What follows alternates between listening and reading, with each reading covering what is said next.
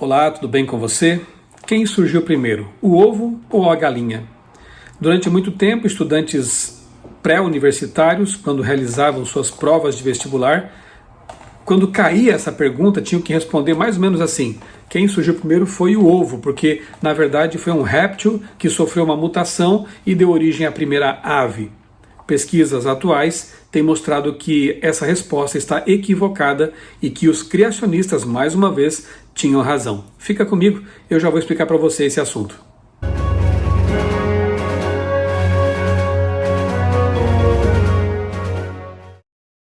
Eu publiquei recentemente em meu blog criacionismo.com.br, blog que já tem mais de 15 anos de história, com conteúdo aí vasto sobre vários assuntos que eu fui postando ao longo desses anos todos.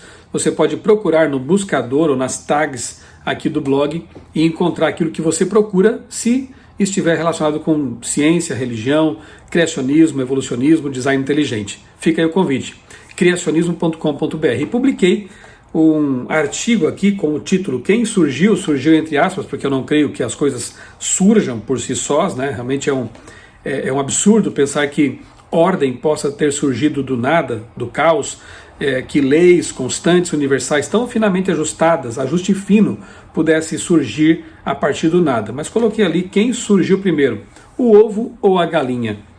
E a introdução desse texto diz assim: a dúvida que serve de inspiração para comerciais e brincadeiras está perto de ser esclarecida.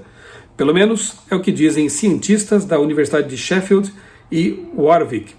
O que será que eles descobriram de tão novo, diferente e surpreendente? Eu vou ler para você aqui então essa pequena matéria que diz assim: conclusões passadas davam conta de que seria o ovo, graças à evolução em que dois animais semelhantes, sem serem galinhas, teriam cruzado e originado um ovo, que se tornaria a primeira galinha. Era assim que entendiam esse assunto anteriormente, claro que na concepção evolucionista, darwinista.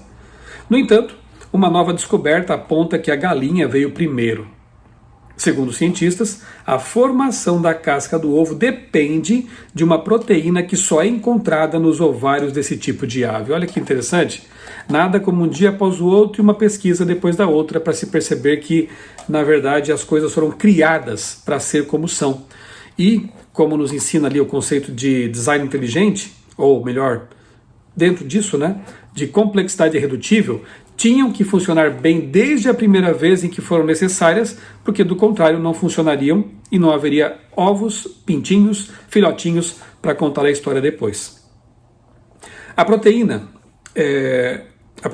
chamada ovocledidin 17, ou OC17, atua como um catalisador para acelerar o desenvolvimento da casca. Sua estrutura rígida é necessária para abrigar a gema e seus fluidos de proteção enquanto os filhotes se desenvolvem lá dentro.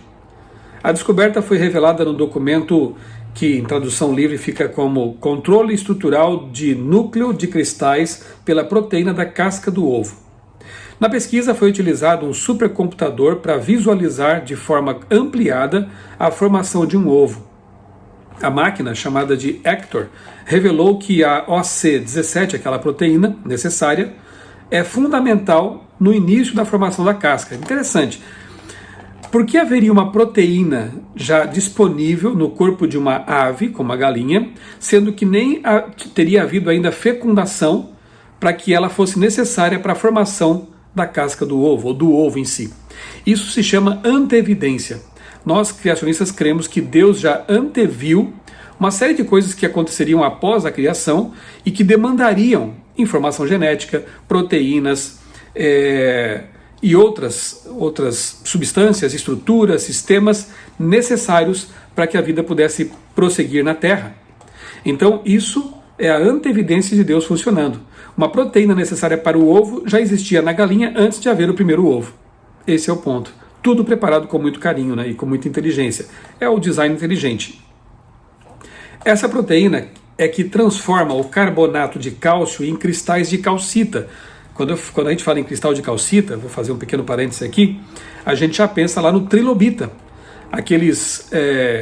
artrópodes que existiam lá no período cambriano, né, supostamente há 500 milhões de anos, e que já eram tão complexos quanto qualquer ser vivo da atualidade. Já tinham células, já tinham órgãos locomotores e olhos super complexos de cristais de calcita. Esse mesmo cristal aqui que está envolvido na formação da casca do ovo. Cristais de calcita. Procure, pesquise sobre trilobitas aqui no meu blog mesmo, que inclusive tem como logotipo, você está vendo aí na tela, aí embaixo, aí em cima, né, o logotipo do blog, Criacionismo, é um trilobita estilizado. Trilobitas são evidências de criação perfeita desde o início e, infelizmente, de uma catástrofe chamada dilúvio, que sepultou muitos organismos e levou vários deles à extinção, com uma tremenda quantidade de lama e sedimentos. Bem, pesquise aí no blog sobre trilobitas, você vai achar conteúdos bem interessantes. Prosseguindo aqui com esse texto, o Dr. Colin Freeman, do Departamento de Engenharia Material da Universidade de Sheffield, constatou, abre aspas, há muito tempo se suspeita de que o ovo veio primeiro, mas agora temos a prova científica de que, na verdade, a galinha foi a precursora. A galinha veio primeiro. Então, daqui para frente, os vestibulares que cobraram isso no passado estavam errados, porque exigiam uma resposta que não era a científica, era baseada num conceito, numa hipótese evolucionista. Mas daqui para frente, quando você ouvir a pergunta, quem surgiu primeiro, o ovo ou a galinha? Responda cientificamente que foi a galinha, porque ela já foi criada para pôr ovos. Para o professor John Harding, o estudo poderá servir como base para outras pesquisas. Abre aspas. Entender como funciona a produção da casca do ovo é interessante, mas também pode ser uma pista para a concepção de novos materiais e processos, disse ele. Aí nós temos a biomimese, né? O biomimetismo, quando o ser humano se vale das criações que Deus fez para criar outras coisas e aprimorar coisas que ele fez e não são tão funcionais quanto aquelas originais. E tem várias, né? Você pode encontrar aqui no meu blog também matérias sobre biomimetismo. Procure sobre isso, é bem interessante. Se Deus cobrasse copyright, direitos autorais do ser humano, estaríamos falidos, porque nós basicamente o que fazemos é copiar a natureza. A cada dia, continua aqui o professor John Harding, a cada dia a natureza nos mostra suas soluções inovadoras para todo tipo de problema que ela encontra. Isso só comprova que podemos aprender muito com ela, finaliza o professor. Sempre assim, né? Quando falam de criação, design inteligente, a natureza é sábia. A natureza encontrou soluções, como se a natureza fosse uma entidade consciente e inteligente. Eu adicionei aqui uma nota a esse texto, eu vou deixar na descrição do vídeo também o link para você ler depois esse post aqui em meu blog. E na nota eu escrevi o seguinte: design inteligente, complexidade irredutível, anteevidência. E os pesquisadores naturalistas teimosos insistem em dizer que a natureza é sábia. Criacionistas já diziam há muito tempo que é óbvio que as aves foram criadas antes dos ovos, que dependem delas, os ovos dependem delas para serem formados, e que os ovos são eles também uma maravilha de design inteligente, pois permitem, por exemplo, que o oxigênio chegue ao filhote e o gás carbônico saia ali de dentro do ovo. Portanto, é uma carapaça sólida, resistente, mas permeável. Isso para citar apenas uma de suas propriedades. O ovo realmente é uma maravilha de engenharia e design inteligente. Quem surgiu primeiro? O ovo ou a galinha? Resposta: ambos foram criados por Deus. E a galinha foi criada, as aves foram criadas já plenamente capazes de abrigar em seu interior ovos, pô-los depois e dali nascer um belo filhote. Nada como um dia após o outro e uma pesquisa após a outra. Um grande abraço para você, que Deus te abençoe, abençoe grandemente também a sua família.